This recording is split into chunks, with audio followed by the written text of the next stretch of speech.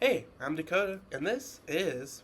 Humberto. It's going to be very interesting every time we do this. Mm-hmm. And we're here with a Hear Me Out episode. And, on a channel against my will. And today we have another political one, I guess. And we chose to do this as a Hear Me Out because Robert here, as you've seen from the Devil's Advocate video, the first one, because definitely don't watch that second one. That one was kind of bad. Mm. At least it was quick, though, so I wouldn't be wasting your time.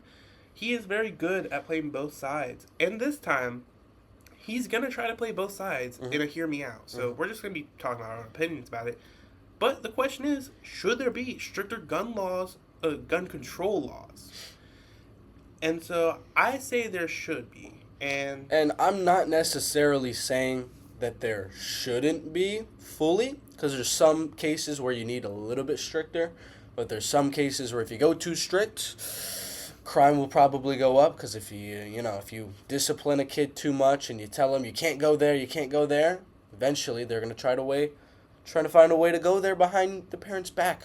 So again, kind of a case by case, but I'll definitely be arguing there should not be as like crazy of stricter laws in terms of gun control.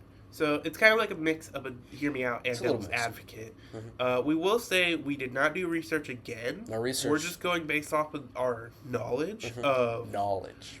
our states like gun laws, kind of. And my dad used to buy some guns when he was alive, but from what I could tell, you needed a permit, and you needed to do a few tests, and then also you need the money. Background check type of thing. Yeah.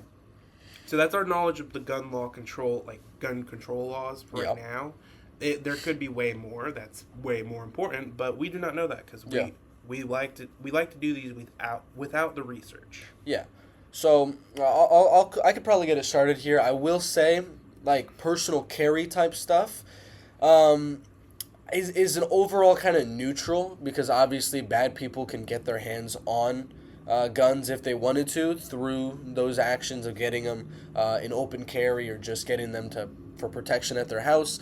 But they also have the avenue. They could go through hunting. They could get a hunting rifle. They could get a shotgun to shoot birds, whatever the case may be.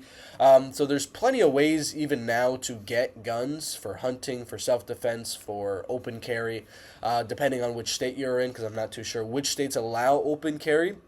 But I do think if you make it harder for people to get the guns, again, it's just going to make it harder for the good people that are just trying to go and hunt, that are just trying to defend their family at their house, and that are trying to open carry in like Texas just so they don't get robbed or anything like that, because it is a dangerous area and things like that. So I would say stricter gun laws would make it a lot harder for the good people that are trying to get access to guns for their own safety. Like, let's talk about women.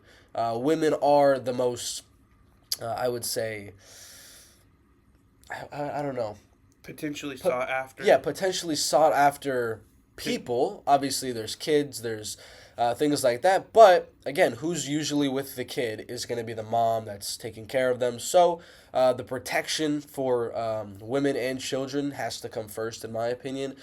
So having the women have as easy of a right and access to have self-defense in case of a scary man tries to attack them would be my probably number one priority.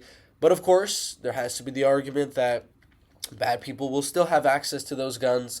But if the woman has a gun and the bad guy has a gun, the bad guy going after that woman probably going to be a lot less likely than if it is in a really, really gun control heavy area where nobody has a gun and the bad guy still finds a way to find that gun through a legal means and find a way to commit their crime. So I think either way, the best outcome is just to help the women and children be as safe as they possibly can be to protect themselves against the illegal people that are committing crimes to get the guns or getting it through legal means. Either way, they're going to find a way to get the gun. That's kind of my argument. I do agree with that. It really does happen a lot in our world at this rate. Yeah. And we had our whole talk about a world without guns and a world full of guns. Mm. But I will say one main thing is that right now, if you want to get to hunting, you need a hunting license and you need the gun license or permit. So those ones are a little bit more controlled. But I think a big thing is there needs to be more checks, like a mental health check, because some people that may, just get for concealed firearms, they may have like schizophrenia. If they have schizophrenia, they're more likely to randomly lash out at something that may not even be real and hurt someone that is real. Mm-hmm. I feel like that might be a slight problem with that. Now, I mean, And also like checks on storage, because one big problem with like American like school shootings, mm-hmm. a big problem is that younger kids that are more vulnerable to like bullying can go to their parents safe, and it may be like out, like a weapon may be out, Yeah. where in their grips where they can take it. Mm-hmm. That's a big one. I feel like should be checked a lot. Okay, so your two arguments so far are the access for the kids to possibly take the weapon from the parent, and then what was the first one again? The mental health check. The mental health check. So I'm not fully for no stricter gun control laws at all. I'm fully fine with having mental health checks before you are able to purchase and buy legally a firearm at a store for hunting, for personal use or whatever. And then, again, I don't want it to get too strict to where they're just kind of like not allowing anyone just by using the excuse that, oh, this person is probably mentally ill. So then nobody has access to a gun. Still want that to be fair. So it's not just like, oh, you have mental health, you can't get it immediately off the bat. There has to be actual mental health evaluations. And then your second one was what? Like checks to make sure that the weapons are properly being stored to where no kid can just get it because it's lying on the table. Yeah, so this would be my other opinion on that. Again, I agree. I think there should be not necessarily checks on the parents themselves and where they're like housing them, but when they are buying the weaponry, have them like do a little hour-long class before they're buying it. They have to do their background check. They have to do their mental health evaluation. And they need to be learning how to properly house of their weaponry so that, a kid, an intruder, anything can't have access to it. Only you can have access to it. So I would definitely agree with that.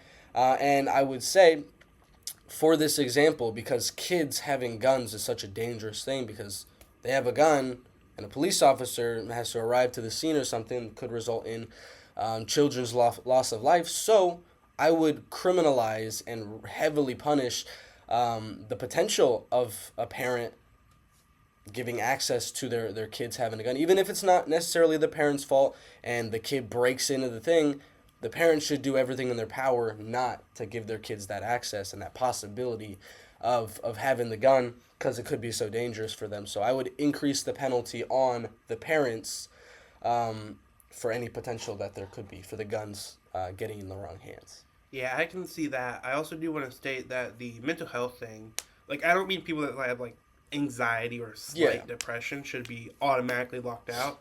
I think it's for, like, the major cases where they may have, like, actual signs of problems and distress, because if they have distress, that can lead to lashing out to the distressful factors, leading to more, likely to use the weapon on stuff that may not be real, causing the harm on people that are real. And for the kids thing, I do agree with you on the stuff you said on that, like the fact that parents shouldn't be not guilty because of something like that. And also, I think they already do some like hour-long classes on just the safety part, but I don't think they do any for like the housing. The housing, I think that should be another addition there. It's not going to be extremely tedious. It's not going to be like a week-long thing where you have to take a week-long course. Just know how to do it, prove that you know how to do it, and have some accountability where, again, not where they're checking on you every week, every month, and where your gun is housed, but when you leave the store and when you house it at the house, just that first time, show them that you actually know how to properly house it and put it away at your home. Well, actually, I also feel like every year, like, you should have your permit have to be renewed, and to renew it, you have to take, like an hour-long class again, just to make sure that the people aren't forgetting the reason, how they got the weapon and why they were allowed to have it. Yeah. For the fact that they need to know the knowledge of the safety and whatnot. Yeah, that's true. That's true. I mean, more tests, just to keep gun owners accountable, I would say isn't a bad thing at all. The other argument I want to bring in here, which isn't necessarily like an argument for myself, it's that, what was I thinking? I just had it on the tip of my tongue. It was criminals. So out of prison, what do you think about them having the access? Because maybe the people that are in prison, don't have mental health issues, but they're able to pass the checks. They're able to pass the mental evaluations, figure out how to properly house the weaponry, do all the tests and background checks and things like that. Do you think that background check of them being a former inmate, for whatever the case may be, should negatively affect their chances? I think there should be like a temporary like cooldown on when they can get a weapon. Like Yeah. it, they get out of like jail. I think maybe a month, just in case, because in jail most likely the people that are in there are most likely in there for like a few days, but they've done something to get into jail, whether it's like a physical confrontation and whatnot. But if they had a weapon and they were and let's say something bad happened and they were sent to prison and they were there for like a little while longer, I think maybe depending on what their sentence type was, there should be proper like adjustments to it. Like if someone was like fraud, Yeah. why should they have their gun rights fully taken away? Because their crime didn't relate to the actual action. Yeah. But if someone murdered like a whole family of 5 without remorse and like everything shows like, yeah, this person definitely did it, and and they got lucky that someone bailed them out, so they were able to get like 5 years. Yeah. I think that one there should be like, hey, you're gonna have like 5 years prison sentence, yeah, but you're not gonna be allowed to have a gun for like 2. Yeah, I mean, I would agree with that. I would say to put a hard stance on first violent crimes. So once you get out of prison, whatever the judge that's trying over your case that says, no matter what, if you commit a violent act on the streets, you can't have access to a weapon. Or because, in your home. or in your home. You can have access to a firearm in that case. And then on every case after that, I would have somebody at the prison review whatever they did, whether it was a financial crime or some random, I don't know, stealing. Stealing isn't necessarily always, because you're not stealing with a gun. Maybe you're just pickpocketing or something like that. Like Case a by candy bar. case. Yeah. Like if someone gets a candy bar and they get placed in jail, Yeah. I feel like that's like, yeah, you don't Yeah. get affected by it much. Yeah, I do. Violent crimes, automatically no, and then case by case for everything else, because there could be like nuances in some of the other instances. Yeah, because one main thing is like abusive households. If someone gets arrested for that, I'm Yeah. like, yeah, you shouldn't be trusted with a gun because you beat up these people that were close to you. Yeah, Just for something that you can't control because of something. that's true. And I guess like in a lot of these cases, it would also probably be affected because a lot of like murderers tend to be like psychopaths, and the evaluations show that Yeah. they have like no remorse and whatnot. And I feel like that would also affect their process because the checks we also mentioned before, like mental health. Yeah. I feel like that would affect those ones, but most of the time, like financial fraud, I doubt that would lead to any problems with them Yeah. and their gun like permits. And the kind of last point I want to end this on is, should there be stricter gun laws, is the point in the thing that we're debating right now. I want to ask about in schools. Obviously, it's a hot topic nowadays for I school think I know shootings where and you're things gonna like go that. with this. I know. But one, I would say government money, like county money, state money, should have like an allotment every year towards at least some sort of 2, 3, 4 person security at all the entrances to the building at all times. And just like, do you have teachers in there? Some of them are working with science and math and things like that. I would have 4 spots around the school for different security units with actual weapons, but again, hard evaluations on their mental health, a lot of training and things like that. What would you have to say about that? I do find that interesting because I do like, it's very questionable because like they would have to go through the mental health checks and everything like that. I feel like a big thing is that for that type of project, it shouldn't be like the county, because I know like county and state pays for like school stuff, Yeah. but I feel like Homeland Security should place some of their budget towards it because it is protecting people on their In the own turf. homeland. I feel like that should pay towards it. but also I feel like it should be in like a lockbox type situation where students can't get to it just because they're angry at another student. Yeah. Like if the Same teacher, thing. Yeah. Like if the teacher walks out, a student shouldn't be able to just go over and be like, "Ooh, a drawer," opens it and takes out like, Yeah. what is I guess like Pistol. a 1911 or something like that. Yeah. Whatever. I'm thinking of Call of Duty, so I doubt some of those weapons would be right in a classroom. Oh, I guess a big thing as well is like caliber of weapon, because we've probably just been assuming like something that someone can just take around with them. Mm-hmm. But another big thing is that people can get hands on to like heavier or weaponry. Yeah, my argument is just for the small guns, not for them to have them necessarily on them, which is a hard thing, but it's a compromise you have to make. Because, again, what if 4 kids just freaking bum rush this dude? The dude's not going to shoot 4 kids, and he could have the potential of the kids taking the weapons and doing something. So I would say have that security guard around a secure facility that's not able to be contacted by kids, students, teachers. Only be able to be contacted by the 4 security guards or however many. Go in there, boop, boop, boop, boop, get them in, fingerprint, whatever the case may be, gun, and ready to defend the school. Yeah, I agree with that. I do have to take a point, though, back to the other topics of, like, the mental health and stuff. Yeah. Because I was going based off the thought of, like, a small firearm, like a pistol. But also, I do realize people are able to get, like, AR-15s and whatnot. So I really wonder, would punishments be heavier on those ones? What do you mean? Like, would you have, like, the jail thing, someone murders someone. Yeah. We said, like, you can't go 2 years with, like, a firearm. But we said for, like, the pistol type of view. No, I would say if it's violent crime, none. You can't get access to it ever. Okay. Mm-hmm. Yeah. But do you think, like, the other checks, like mental health check and whatnot, do you think it would be harsher if they're trying to buy a heavier weaponry caliber? Like an AR-15? So, yeah, if there's some sort of world where a mental health person that has bad mental health is trying to buy a pistol and they are kind of on the brink, they're like, maybe you should, maybe you shouldn't.